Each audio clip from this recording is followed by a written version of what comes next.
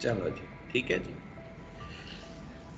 So problem को छोटे छोटे सब प्रॉब्लम में डीकम्पोज करना, तोड़ना इस तरह कि हर छोटा प्रॉब्लम जो है उसकी नेचर वही रहे जो ओरिजिनल प्रॉब्लम की थी, ठीक है। और उसके बाद कोई छोटे मोटे ट्रिवियल काम है वो करने हैं, ठीक है। तो ये है रिकर्सिव डीकम्पोजिशन या रिकर्सिव फॉर्मूलेशन। फिर से आसान लफ्जों में, किसी भी प्रॉब्लम को रिकर्सिवली सॉल्व करने का मतलब ये है कि उस प्रॉब्लम के छोटे छोटे टुकड़े किए जाएं, एक या एक से ज्यादा टुकड़े, और फिर छोटे टुकड़ों के भी हो सकता है मजीद छोटे टुकड़े करने पड़ जाएं, यहां तक कि इतने छोटे प्रॉब्लम्स हो जाएं कि हम कहें ओह इसको तो मुझे पता है कैसे सॉल्व करना है, ठीक है। लेकिन सबसे इंपॉर्टेंट चीज जो है वो ये है कि जितने भी छोटे सब प्रॉब्लम्स किए हैं उन सब की नेचर वही होनी चाहिए, सब प्रॉब्लम्स की नेचर वही होनी चाहिए जो ओरिजिनल प्रॉब्लम की नेचर थी, ठीक है। This is called recursive formulation या रिकर्सिव डीकम्पोजिशन, ठीक है। चलिए अब ये देखिए, ये यहां पे हमने फैक्टोरियल फाइंड करना है, ठीक है, किसी चीज का। तो ये आपके सामने, ये यहाँ पे मेरा कर्सर घूम रहा है, ये आपको नजर आ रहा है। 1 का फैक्टोरियल क्या होता है 1, 2 का फैक्टोरियल क्या होता है 2 मल्टीप्लाइड बाई 1, 3 का factorial 3 multiplied by 2 multiplied by 1, so on and so forth, ठीक है। Factorial 5 is equal to 5 multiplied by 4 multiplied by 3 multiplied by 2 multiplied by 1, ये आप पीछे कर आए हुए हैं। और अगर इसका जनरल फॉर्मूला लिखना है हमने तो हम लिखते हैं फैक्टोरियल ऑफ n, ठीक है, where n is a number, positive number normally. It is n multiplied by n minus 1 multiplied by n minus 2 multiplied by dot dot dot multiplied by 3 multiplied by 2 multiplied by 1, ठीक है जी। सो ये n का factorial आ गया और ये उसका code है, और ये भी आप पीछे देखा है मैं, let factorial is equal to 1, I is equal to 2 multiply 2 to n, factorial is equal to factorial multiplied by I written factorial, ये इटरेटिव सॉल्यूशन है, ठीक है।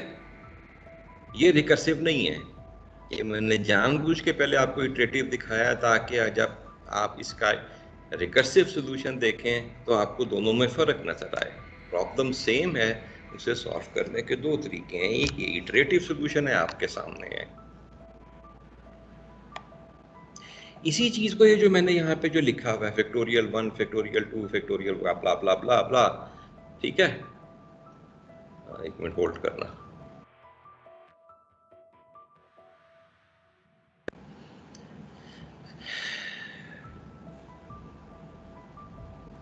ये देख रहे हो यही चीज जो ऊपर लिखी थी फैक्टोरियल 1 फैक्टोरियल 2 फैक्टोरियल 3 फैक्टोरियल 4, इसी को मैं थोड़े से डिफरेंट तरीके से लिख रहा हूं। ये देखिए factorial 1 is 1 of course, factorial 2 is equal to 2 multiplied by factorial 1, और फैक्टोरियल 1 हमें पता है 1 है इसलिए 2 मल्टीप्लाई 1 हो गया। Factorial 3 is equal to 3 multiplied by factorial 2, same is the case factorial 4, 4 multiplied by factorial 3 इस छोटे सा प्रॉब्लम का जो भी जवाब आएगा उसको 4 से मल्टीप्लाई कर दो, ये फैक्टोरियल 4 है। या same is the case here, factorial 5 is equal to 5 multiplied by factorial 4, factorial 4 का जो भी जवाब है वो आएगा उसको 5 से मल्टीप्लाई कर देना, ये फैक्टोरियल 5 का जवाब आ जाएगा, ठीक है। अभी देखें आपको यहाँ पे नजर आ रहा है चीज एग्जैक्टली वही है लेकिन मैंने उसे डिफरेंट तरीके से लिखा है, लेकिन इसमें आपको एक चीज इंपॉर्टेंट नजर आ रही है कि जिस चीज को मैं फाइंड करने जा रहा हूं, मसलन फैक्टोरियल 5 जो है, this is 5 multiplied by a smaller सब प्रॉब्लम। भाई 4 का फैक्टोरियल फाइंड करना 5 के फैक्टोरियल फाइंड करने से आसान चीज है ना। सो दिस इज ए स्मॉलर सब प्रॉब्लम, लेकिन उसकी नेचर एग्जैक्टली वही है जो ओरिजिनल सब प्रॉब्लम की थी। ओरिजिनल सब प्रॉब्लम की नेचर क्या थी? 5 का फैक्टोरियल। सब प्रॉब्लम छोटा प्रॉब्लम छोटे साइज के ऊपर 4 का फैक्टोरियल। सो छोटे प्रॉब्लम की नेचर वही है जो ओरिजिनल प्रॉब्लम की है। उससे छोटा प्रॉब्लम क्या था? फैक्टोरियल 3। वो फैक्टोरियल 4 हम उस वक्त तक फाइंड नहीं कर सकते जब तक फैक्टोरियल 3 ना पता हो।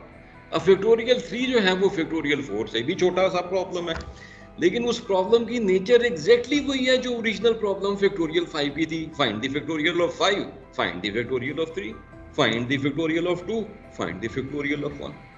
तो यहाँ पे हमने चार छोटे सब प्रॉब्लम बनाए हैं, लेकिन तमाम छोटे सब प्रॉब्लम की नेचर वही है जो ओरिजिनल सब प्रॉब्लम की थी।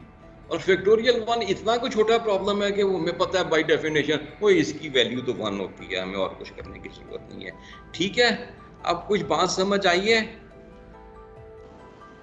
Yes sir. ये जो स्क्रीन के ऊपर लिखा हुआ था, ये जो ओरिजिनल रिकर्सिव डीकंपोजिशन या रिकर्सिव फॉर्मुलेशन, प्रॉब्लम को ऐसे कंसीव करना, सोचना, उसके सॉल्यूशन को छोटे छोटे सब प्रॉब्लम्स बनाने। सब प्रॉब्लम्स की नेचर वही होनी चाहिए जो ओरिजिनल प्रॉब्लम की नेचर है। अच्छा, अब तो इसका जनरल फॉर्मूला क्या हो जाएगा? ये देखो, ये जनरल फॉर्मूला है। जैसे ये इटरेटिव का जनरल फॉर्मूला लिखा था, ये सो कॉल्ड इसका जनरल फॉर्मूला लिखा है। ये देखो, factorial 5 is 5 multiplied by factorial 4।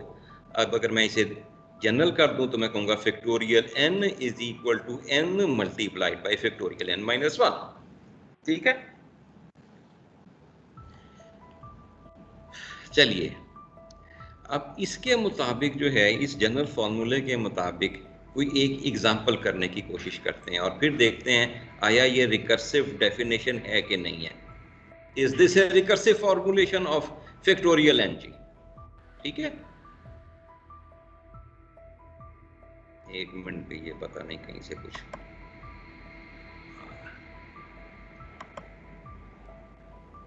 चलिए।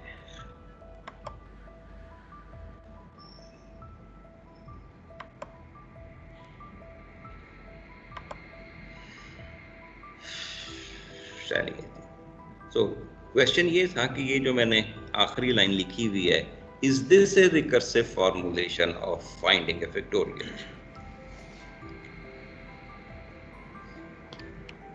सर इसके आगे कंडीशन नहीं आनी चाहिए where n is greater than 0? पता नहीं, देखते हैं यार। n इज इक्वल टू 5 के लिए इस फॉर्मूले को एक्सपेंड करके देखते हैं कि हमें जवाब मिल रहा है कि नहीं मिल रहा। सो n इज इक्वल टू 5 रखते हैं इस फॉर्मूले में, तो ये बन जाएगा fact 5 is equal to 5 multiplied by fact 4। n is 5, 5 minus 1 4। ये देखिए, इसके नीचे मैंने अंडरलाइन किया हुआ है फैक्ट 4 को। देखिए, मैंने इसको थोड़ा सा इटैलिसाइज भी कर दिया हुआ है और अंडरलाइन भी कर दिया हुआ है, just to emphasize the point कि ओरिजिनल सब प्रॉब्लम ये था और इस ओरिजिनल सब प्रॉब्लम ने एक छोटा सब प्रॉब्लम जनरेट किया है, और उस छोटे सब प्रॉब्लम की नेचर वही है जो ओरिजिनल सब प्रॉब्लम की थी। लेकिन ये छोटा सब प्रॉब्लम जो है, इसका सोल्यूशन कैसे फाइंड किया जाए? This is an unknown, just like factorial 5। यही फॉर्मूला जो है यहाँ पे, लेट मी इसको इक्वेशन क्या कहते हैं, इक्वेशन 1। इस इक्वेशन 1 में n की जगह 4 पुट कर देते हैं, तो जो राइट हैंड साइड पे जवाब आएगा उसको यहाँ पे फैक्ट 4 की जगह लिख देंगे। ठीक है जी, तो ये देखिए, ये की है fact 4, n is equal to 4 रख दें तो 4 मल्टीप्लाइड बाई फैक्टोरियल 3, ये इसकी जगह ये देखिए 4 मल्टीप्लाइड बाई फैक्टोरियल 3 आता है इसी फॉर्मूला। तो देखिए, इस फैक्ट 4 ने एक और छोटा सा प्रॉब्लम जनरेट किया, fact 3। Nature of the sub problem is the same as the original problem, find the factorial of 3। Original क्या था? Find the factorial of 5। अब ये देखिए, 5 मल्टीप्लाइड बाई 4 तो हमें समझ आता है, फैक्ट 3 समझ नहीं आता। This is an unknown. इसको कैसे सॉल्व करना है? इसको वैसे ही सॉल्व करना है जैसे ये इक्वेशन 1 दी हुई है। फैक्ट 3 की जगह यहाँ n में 3 लिखें, यहाँ n में 3 लिखें, यहाँ n में 3 लिखें, जो जवाब आए वो फैक्ट 3 की जगह लिख दीजिए। ठीक है, ये 5 multiplied by 4 multiplied by 3 multiplied by fact 2. Fact 3 has generated another sub problem in order to solve itself. लेकिन उस सब प्रॉब्लम की भी नेचर वही है जो ओरिजिनल प्रॉब्लम की है। अब फैक्ट 2 को जनाब साहब इसी इक्वेशन 1 के तहत जब सॉल्व करना है तो ये फैक्ट 1 आ गया। ठीक है, अब ये देखिए fact 1 is still an unknown और हमारे पास यही इक्वेशन है। इस इक्वेशन में अगर मैं इसे पुट करूंगा तो ये आ जाएगा हमारे पास n is equal to 1, 1 multiplied by 1 minus 1, ये फैक्ट 0 आ गया। ठीक है, अब हमारे पास अगर यही इक्वेशन होती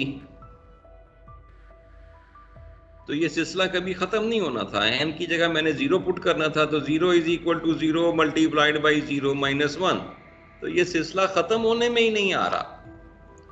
सो इसलिए जो इक्वेशन 1 आपको स्क्रीन पे नजर आ रही है, this is not a recursive formulation. ये रिकर्सिव फॉर्मूला नहीं है। होपफुली अब आपको समझ आ गया होगा क्यों नहीं है, कि ये खत्म होने में नहीं आ रहा।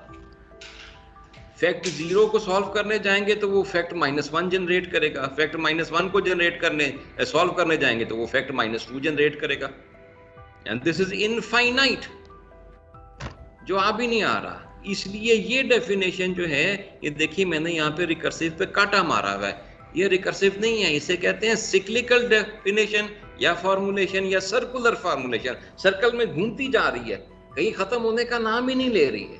ठीक है, तो this is not recursive formulation. तो अब करें क्या? अब हमें प्रॉब्लम तो समझ आ गया ना। इस डेफिनेशन के तहत फैक्ट 5 का मेरे पास जवाब ही नहीं आ रहा, चलते ही जा रहा है, छोटे से छोटा सा प्रॉब्लम जनरेट हो ही जा रहा है।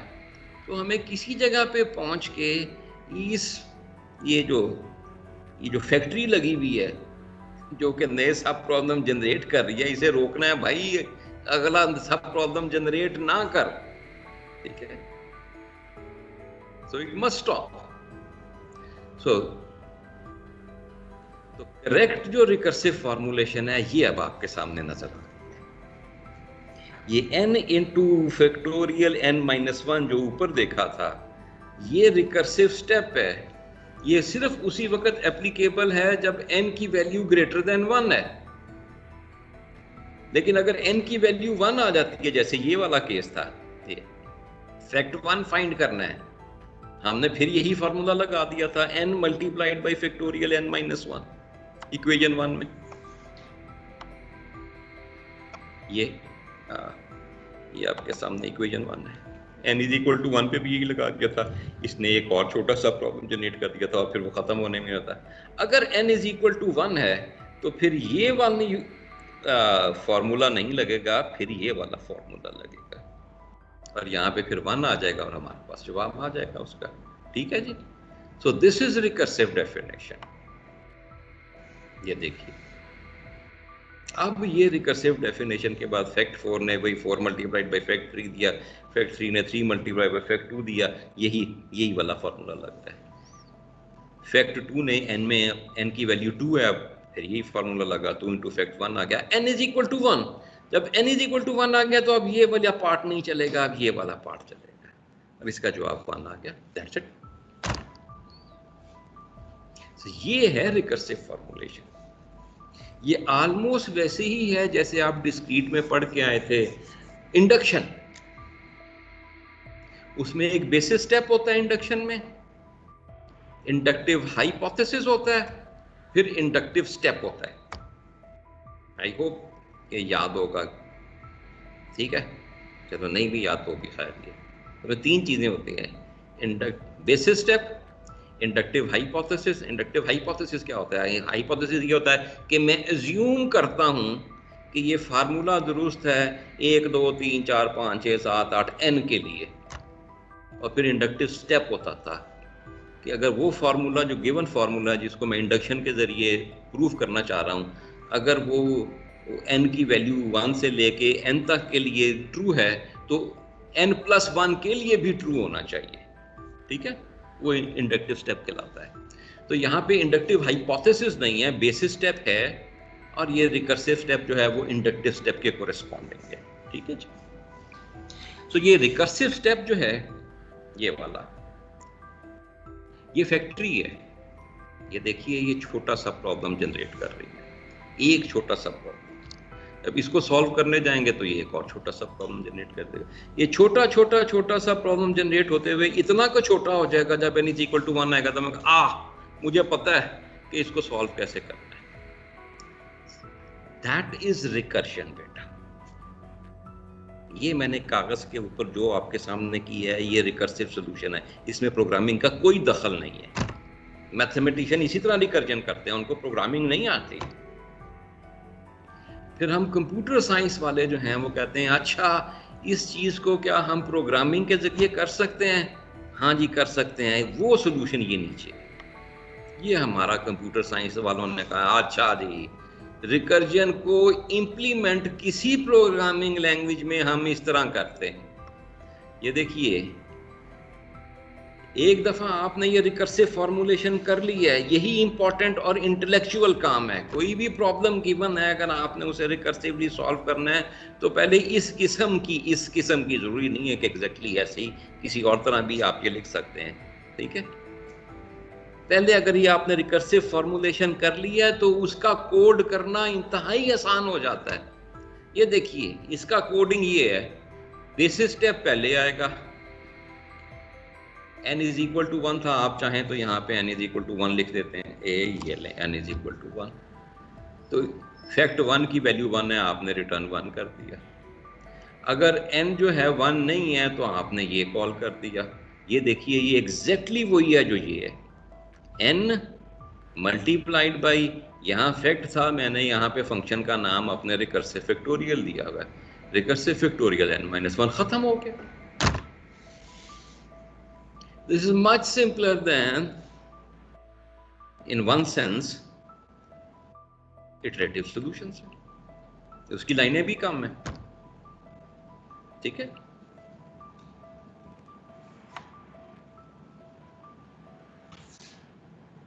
So this is an application of recursive concept in programming language। आप समझ आई कोई चीज यार?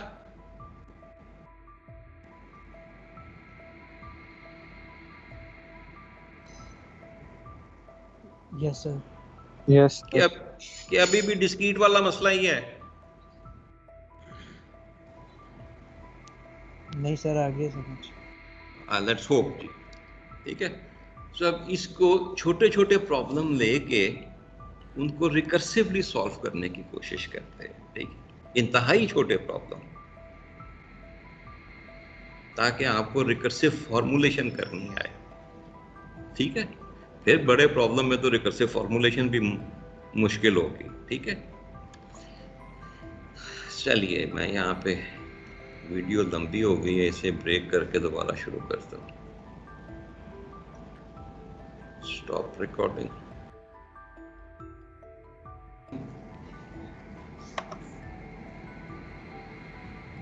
आइए जी। So the problem is, where is problem? Yeah. Calculate the sum of a list of numbers. तो we assume कि list has n numbers. ठीक है जी। So original problem is find the sum of m elements. ठीक है। अब हमें recursively formulate करने के लिए इसको एक या एक से ज़्यादा छोटे प्रॉब्लम में डिवाइड करना होता है। अभी तक जो हम एग्जांपल देख रहे हैं वो एक छोटा प्रॉब्लम ही जनरेट होता है, ठीक है जी। तो एक ही छोटा प्रॉब्लम करने की कोशिश करते हैं। तो आखिरी एलिमेंट जमा पहले 9 एलिमेंट का सम, ठीक है। ओरिजिनल प्रॉब्लम क्या था? सम ऑफ n एलिमेंट। छोटा प्रॉब्लम जनरेट करने का रिकर्सिव स्टेप जो है, रिकर्सिव स्टेप तो ये है आखिरी एलिमेंट यानी nth element plus the sum of n-1 element, of course पहले n-1 एलिमेंट। अब पहले n-1 एलिमेंट का सम कैसे आएगा? आखिरी एलिमेंट का सम और उससे पहले वाले n-2 एलिमेंट का सम। ये है सिंपल सा तरीका। इसीलिए प्रॉब्लम बड़ा ही आसान चूज किया था कि आप लोगों को उसका सॉल्यूशन तो आता है, लेकिन ये रिकर्सिवली छोटा सा प्रॉब्लम जनरेट करना आता है। ये देखिए, ये हमारे पास स्क्रीन के ऊपर रिकर्सिव फार्मूले लिखे हैं। इससे हम जो है वो कुछ रिकर्सिव फार्मूलेशन जो है वो डिराइव करने की कोशिश करते हैं। ये n एलिमेंट्स हैं, इनका सम हमने जो काले में आपको नजर आ रहा है, इसका हमने सम फाइंड करना है। तो इधर गया ये वाला, ये फर्ज करिए n एलिमेंट, टोटल कितने एलिमेंट हैं? 1 2 3 4 5 6 7 8 9 10 एलिमेंट है। हम कहते हैं आखिरी एलिमेंट 20 जो है, इसमें अगर जमा कर दें पहले 9 एलिमेंट का सम, ये नीले रेड आपको नजर आ रहे हैं, पहले 9 एलिमेंट का सम किसी तरह फाइंड कर लो, जो भी जवाब आए उसमें आखिरी एलिमेंट ऐड कर दो। तो जी अब ये 9 एलिमेंट का सम कैसे लें? 9 एलिमेंट का सम का क्या मतलब है? किसी कैसे करें रिकर्सिवली? ये जी पहले 8 एलिमेंट का सम पता नहीं कैसे आना है, उसमें अगर ये आखिरी एलिमेंट का सम डाल दें, ये +20 तो वैसे ही आ रहा है। तो ये देखें, हर स्टेप के ऊपर एक छोटा सा प्रॉब्लम जनरेट हो जा रहा है, और छोटे सा प्रॉब्लम की नेचर वही है जो ओरिजिनल की है, sum of n element, sum of n-1 element, sum of n-1। हाँ भाई रुशान साहब, क्या मसला है? हाथ खड़ा किया हुआ है। और 353 हाथ क्यों खड़ा किया है? अटेंडेंस लगवाने आया हुआ है, करके तो गायब हो गया हुआ, जवाब भी नहीं दे रहा।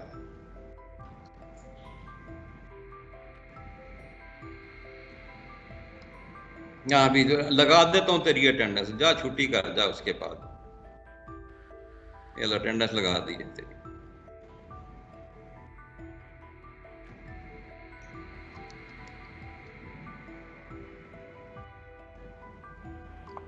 So you get the idea? 9 element का रिकर्सिव सॉल्यूशन कैसे होगा? पहले 8 एलिमेंट का सम पता नहीं कैसे आएगा, और उसमें बाद ये 9 एलिमेंट को प्लस कर दो, बाकी ये जो चीज़ है वो अच्छी। दिस इज सो हम इस तरह कोशिश करते हैं छोटा प्रॉब्लम जनरेट करके उसका सॉल्यूशन निकालने की। ये 4 लाइनें समझ आ गई हैं भाई? Yes sir. Yes sir.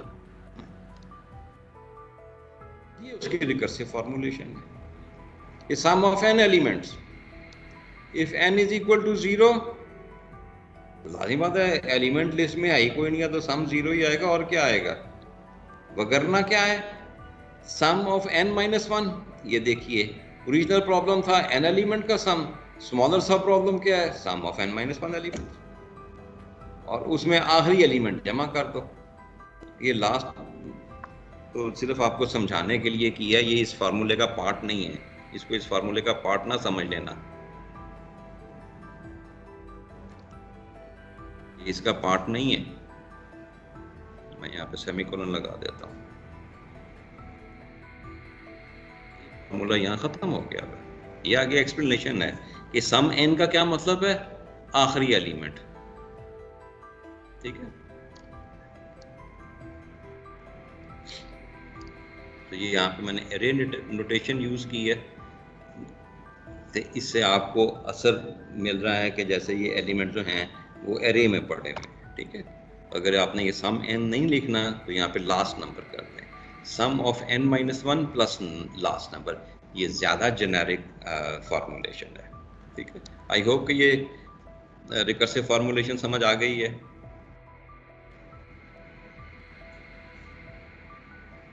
जी सर। 4-5 जिन्होंने भेजा था उसमें से एक को छोड़ के वो इससे मिलता जुलता ही था। अब ये सिंपल देखो, इसका कोड बिल्कुल यही है, ये बेसिक स्टेप है और ये हमेशा पहले आता है। If n is equal to 0 return 0, और अगर n जो है 0 से बड़ा है तो ये रिकर्सिव फॉर्मूलेशन है, ARR n-1 plus ARR, and आखिरी एलिमेंट ये ARR, टोटल एलिमेंट्स कितने हैं उसमें n एलिमेंट्स हैं, जिनका सम करना है। जो पहली दफ़ा जब ये फंक्शन कॉल होगा उसे लिस्ट भिजवाई जाएगी और बताया जाएगा इस लिस्ट में नंबर ऑफ एलिमेंट्स कितने हैं। अब ये देखें छोटा प्रॉब्लम है, अब दोबारा इसी को ये सब प्रॉब्लम है, n-1 एलिमेंट। ठीक है जी, समझ आ गया? जी sir. So this is a practice of conceiving the solution of a problem in recursive sense. ठीक है, recursive sense. Sir Get another. Sir एक क्वेश्चन है जी बेटा। सर, ये जब आपने इसको लिया है n इज इक्वल्स टू 0, तो अगर आप इसको यहाँ पे n इज इक्वल्स टू 1 ले लेते और रिटर्न करा देते उसकी जगह ARR में पहला इंडेक्स, तो उसका मतलब हमारी एक आइटरेशन कम ना हो जाती उससे? एक का इटरेशन कम होने से कोई खास फर्क नहीं पड़ना था, वो ठीक है, मैं यहाँ पे लिख देता हूँ, उसमें भी कोई फर्क नहीं है। If इसको n equal 1,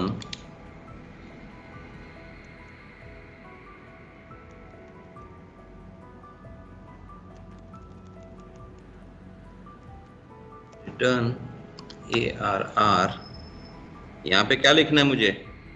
सर n, पहला इंडेक्स। n, अच्छा, ठीक है ना? वो n जनाब साहब 1 है ना, ये जब n का चेक लगा के आए हैं तो यहाँ पे भी n 1 ही होगा ना। हाँ जी सर, तो लेकिन ये जनरल केस बन जाता है ना, मैं क्यों 1 2 3 4 5 करूं? ठीक हो गया। ये भी दुरुस्त है। मैंने जानबूझ के ही n इज इक्वल टू 0 लिखा था कि अगर वो कहें जी एरे ऑफ जनरल बना दिया है, वे एरे में नंबर ही कोई नहीं है, अब आपका प्रॉब्लम चलता है कि नहीं चलता। ये देखिए रिकर्सिव में आपने जो है ये एतराज नहीं उठाया, सॉरी रिकर्सिव कह रहा हूँ, इटरेटिव कोड, इधर ये इटरेटिव कोड था बेटा। अगर एरे में 0 एलिमेंट होते तो ये कोड जो है ठीक जवाब दे रहा है कि नहीं दे रहा था, ये बताओ मुझे। ये जो इटरेटिव सॉल्यूशन सम ARR आपके सामने लिखा था, ये अगर एरे में 0 एलिमेंट्स हैं तो ये कोड क्या जवाब दे रहा है? 0 सर। ठीक है कि गलत है?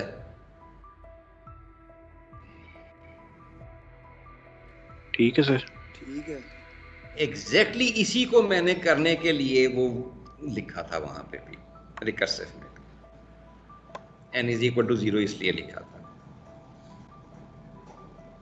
अगर मैं यहाँ पे n इज इक्वल टू 1 और यहाँ पे मैं ARR n कर देता तब भी ठीक था, लेकिन ये इटरेटिव सॉल्यूशन से थोड़ा सा कम जेनेरिक हो गया, क्योंकि वो या यूं कह लो boundary condition when n is equal to 0, उस केस में ये वाली फार्मूलेशन नहीं चलेगी, वो वाली फार्मूलेशन इटरेटिव सॉल्यूशन चल रहा था। ठीक है, फर्क समझ आ गया कि मैंने क्यों n इज इक्वल टू 0 यहाँ पे लिखा है? हाँ जी सर। हाँ, तो अगर n इज इक्वल टू 1 करना है बेटा तो फिर ये रिकर्सिव फार्मूलेशन ये बन जाएगी।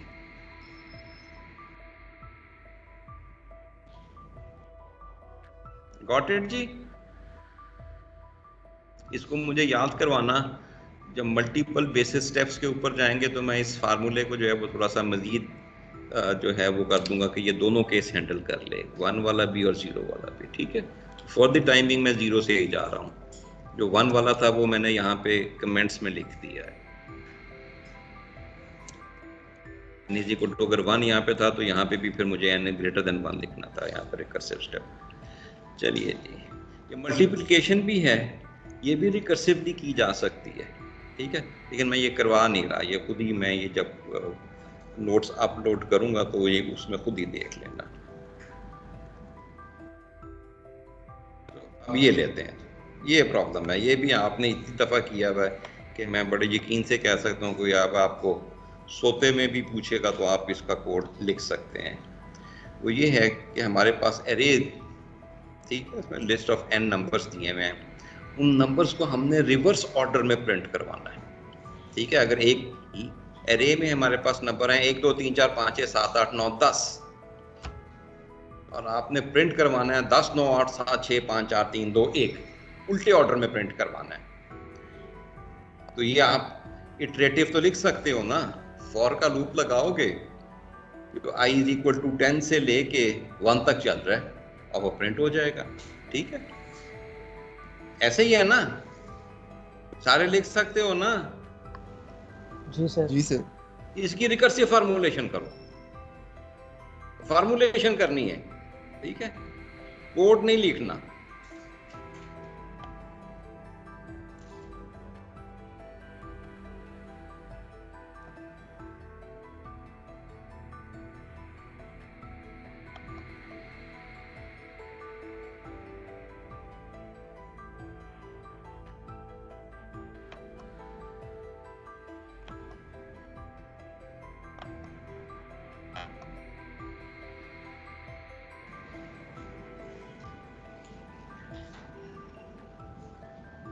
आइए जी, अब इसे देखते हैं।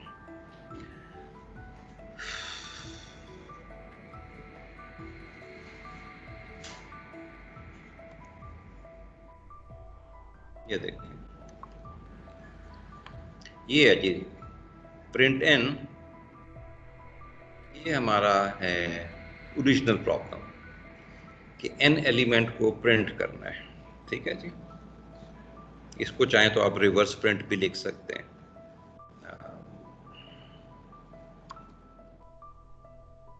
रिवर्स प्रिंट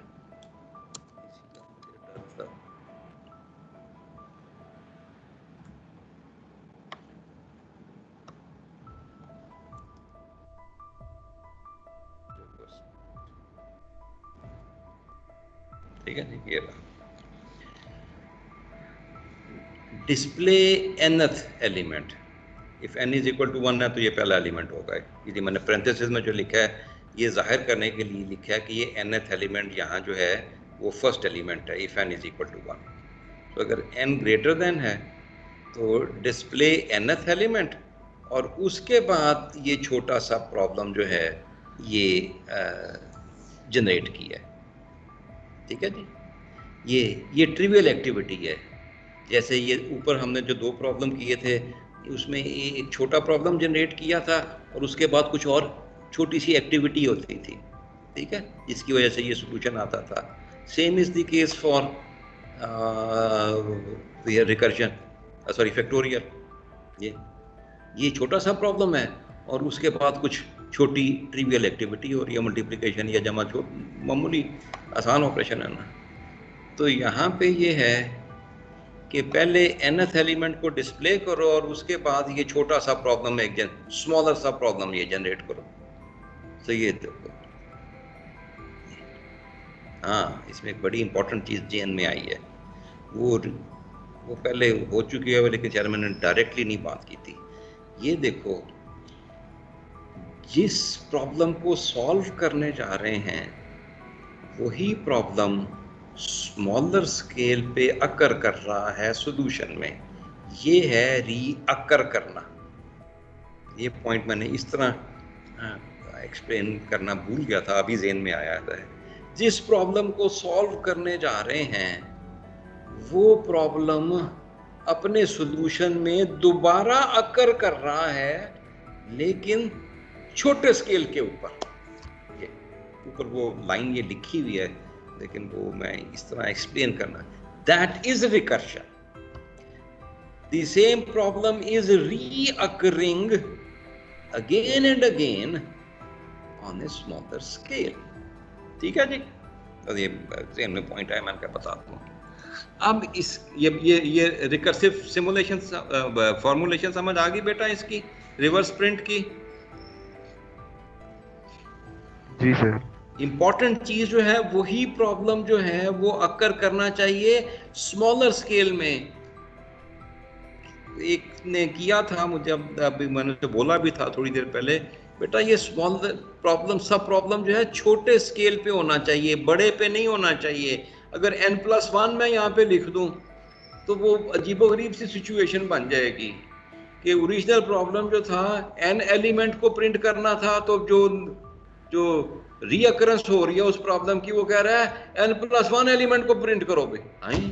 ये n+1 1th एलिमेंट कहाँ से आ गया, मुझे तो दिए ही n एलिमेंट गए थे। तो I hope you get the point, जो कि मैं इन तीनों एग्जांपल्स में एम्फेसाइज करने की कोशिश कर रहा हूँ कि स्मॉलर सब प्रॉब्लम जरूर जनरेट होगा, लेकिन ये स्मॉलर सब प्रॉब्लम, या जैसे the same problem recurs in the solution to the problem but on a smaller scale. ये ऑन ए स्मॉलर स्केल, ये देखिए, एक दफा रिकर्सिव फॉर्मूलेशन होगी, फिर कोड लिखना जो है इंतहाई आसान है। पहली लाइन जो है वो बेसिस स्टेप की होती है, पहली दो लाइनें, if n is equal to 1 display ARRN, ये पहले एलिमेंट को डिस्प्ले करना, और यहाँ से फंक्शन खत्म हो गया, यहाँ से रिटर्न कर दिया। और उसके बाद ये देखें, ये recursive step display nth element display ARRN। ये अगर आप C++ में लिखेंगे तो ये होगा सी आउट इंसर्शन ऑपरेटर ARRN, और उसके बाद ये रिकर्सिव कॉल हो रही है। स्मॉलर सब प्रॉब्लम रीअकर कर रहा है, ये सोल्यूशन है इस प्रॉब्लम का, इस प्रॉब्लम के सोल्यूशन में वही प्रॉब्लम दोबारा अकर कर रहा है, रीअकर कर रहा है, लेकिन स्मॉलर साइज के ऊपर ARRN-1। अब आखिरी चीज जो करना चाह रहा हूँ, वाकयातन ये प्रिंट करता है कि नहीं करता, हमें कैसे यकीन है कि ये प्रिंट करता है, और कितनी रिकर्सिव कॉल हुई हैं, बता सकते हो कितनी रिकर्सिव कॉल हुई हैं?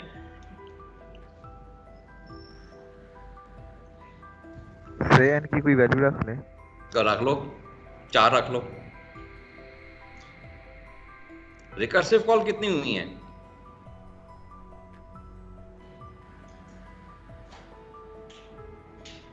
n is equal to 4, 3 sir. 3 n-1 3 recursive call हुई हैं। टोटल नंबर ऑफ कॉल्स जो इस फंक्शन को हुई हैं वो 4 हुई हैं। लेट्स सी जी, ये तुम लोगों ने आई एम एज्यूमिंग कि तुम लोगों ने डेटा स्ट्रक्चर में ये रिकर्सिव फंक्शन जो हैं, इनको अगर मैं कहूँ ड्राई रन करने के ऊपर, तो ड्राई रन किया होगा। उन्होंने आपको बताया होगा कि कोई भी प्रोग्रामिंग लैंग्वेज हो, जब वो एग्जीक्यूशन स्टार्ट करती है तो रिकर्जन को करने के लिए वो, या रिकर्जन ना भी हो, एक्टिवेशन रिकर्ड स्टैक बनता है, कॉलिंग स्टैक जिसे कहते हैं। और कॉलिंग स्टैक के बीच में फिर हर फंक्शन जो कॉल होता है उसके मुतालिक कुछ डेटा इस स्टैक के ऊपर जाता है, एक्टिवेशन रिकॉर्ड इंस्टेंस कहते हैं उसे। ये जब स्टैक पढ़ाया जाता है तो उसके साथ ये एज एन एग्जांपल कराया जाता है कि कहाँ यूज़ होता है स्टैक। सो हर प्रोग्रामिंग लैंग्वेज जो है वो स्टैक यूज़ करती है, हर प्रोग्रामिंग लैंग्वेज। ये किया था डेटा स्ट्रक्चर्स में कि नहीं किया था? सर भूल गए। किया था ना? मैं तो देखो, एक है कि ये टॉपिक किया था, दूसरा ये है कि जी किया था लेकिन याद नहीं है कि उसकी डिटेल क्या है। These are 2 different things. जी सर किया था। Very good. किसने कराया था? मैम समिया आसलू। चलो ठीक है। चलिए, ये वो तो नहीं है, लेकिन एक छोटी सी है कि ये होगा कैसे। ये 3 एलिमेंट्स हैं, इनको रिकर्सिवली प्रिंट करना है। पहली दफा फंक्शन कॉल क्या होगी, उसको लिस्ट भिजवाई जाएगी और n इज इक्वल टू 3 होगा, ठीक है ना? ऐसे ही है ना?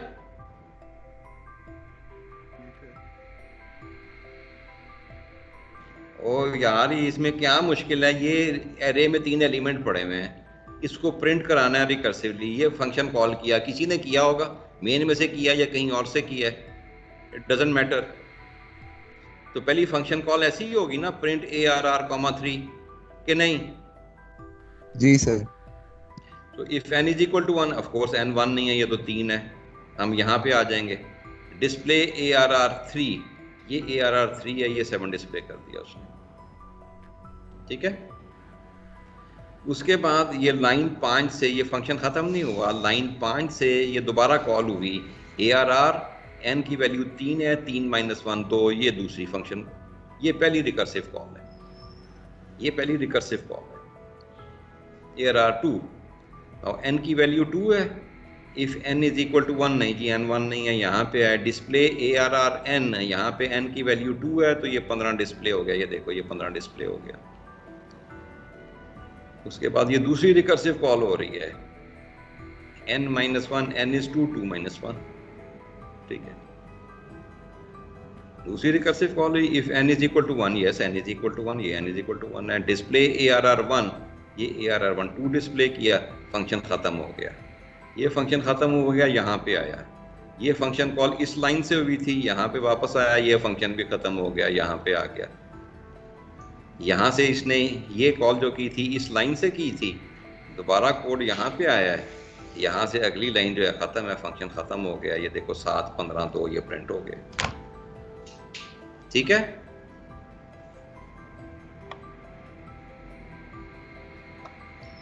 समझ आ गया भी? ये एक किस्म का quick and dirty dry run था कि रिकर्सिव फंक्शन जो हैं अगर हमने उससे देखना हो कि ये काम कर कैसे कर रहा है तो इस तरह से करते हैं। ये वो ये क्विक एंड डर्टी तरीका है। बासूरत जो कॉलिंग स्टैक वाला है वो इन डिटेल है, वो आप लोगों ने किया हुआ है। तो अगर हमें आएगा तो हमें डर्टी तरीके आएगा। हैं जी, मैं कह रहा हूँ अगर हमने करना हो तो हम डर्टी तरीके से ही करें।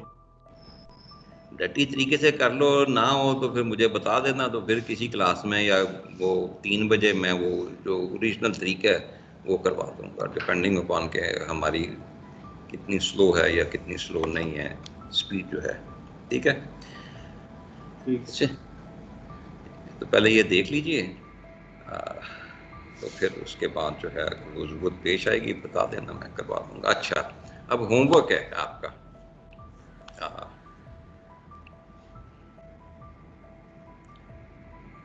मैं आज जनरेट करके भेजवा दूंगा आपको। इससे ये जो आखिरी ये जो भी प्रॉब्लम किया इससे रिलेटेड ही है। ये था print A list of elements in reverse order. अगर हम कहें नहीं जी हमने प्रिंट करना है सीधे ऑर्डर में, उसका रिकर्सिव सॉल्यूशन लिखा जा सकता है कि नहीं लिखा जा सकता, ठीक है ना। मसलन इसने प्रिंट किया 7 15 2, ये हमारा कोड था, ये उसकी रिकर्सिव फॉर्मुलेशन थी। अब हम चाह रहे हैं कि नहीं जी प्रिंट हो 2 15 7, लेकिन वो जो फॉर का लूप लगा के करते हैं वो नहीं करना, रिकर्जन के जरिए करना है। तो इसको क्विक एंड इसको कैसे किया जा सकता है, रिकर्सिव फॉर्मुलेशन। और ये तो मैं अभी क्लास के बाद इसका होमवर्क बना के तो वो आपको भिजवाऊंगा, और वो आपने विद इन 24 आवर मुझे रिटर्न करना होगा, बल्कि 24 आवर क्या है सर। लेकिन उस आपने कहा था कि n+1 तरीके से नहीं आपने करना, लेकिन वो तो n+1 तरीके से होगा। कई तरीके हैं बेटे करने के, वो अगर n+1 तरीके करने से हो जाता तो बड़ी अच्छी बात है, कर देना, नंबर मिल जाएंगे।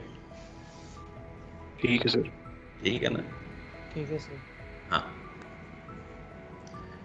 कोई और क्वेश्चन है तो बताओ, वरना फिर ये अगला टॉपिक अब शुरू तो अब अगली क्लास में ही होगा। मैंने हालांकि लिखा हुआ था लेकिन वी वेंट स्लो जी, ठीक है।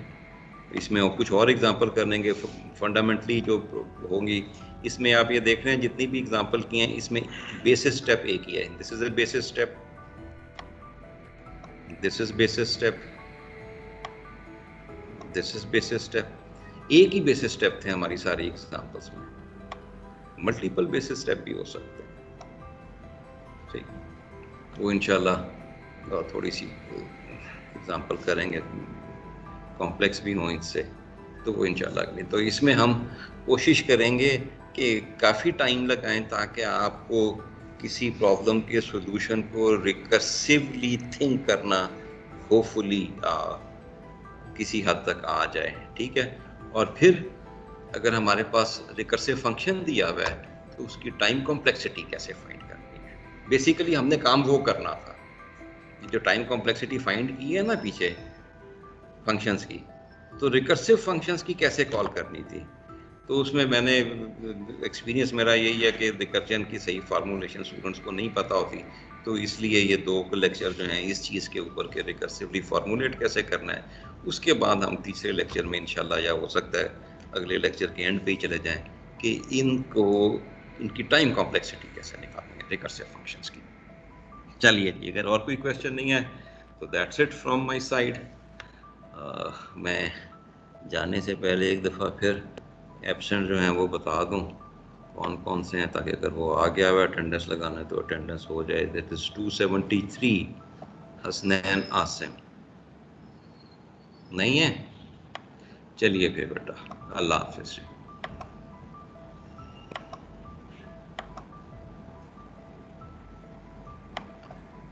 सर एक सिंपल सा सवाल था सूडो कोड से रिलेटेड, उसके लिखने से, कि उसमें डबल इक्वल का साइन नहीं यूज करते हमें इफ कंडीशंस में।